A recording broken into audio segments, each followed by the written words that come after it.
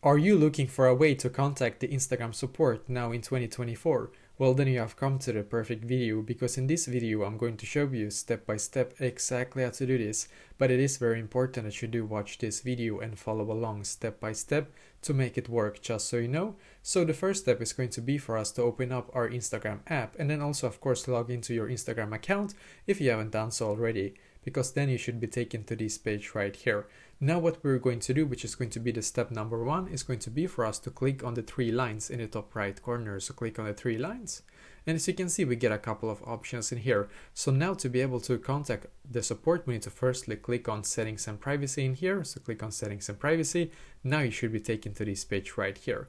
Now what you're going to do on this page is to just scroll down in here. So keep scrolling down until you can see where it says help. So click on help in here. Now click on report a problem, then once again click on report a problem, then click on include and continue. So now you should be taken to this page right here, as you can see.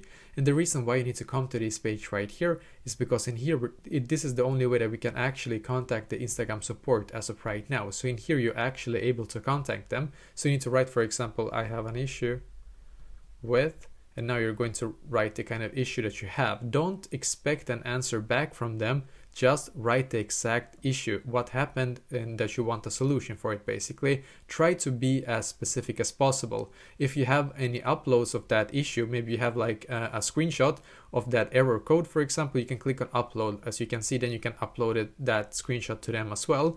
And then when you're done, just click on send in the top right corner. And once again, don't expect an answer back from them. What you can expect though is that they can actually fix this issue. It might take 24 to 48 hours, but if you actually explain the issue to them and you explained it in details, you have an upload in here as well, this will help you to actually resolve the issue faster. So hopefully this will be fixed for you, what kind of issue that you have. And this is basically exactly how to contact Instagram support now in 2024.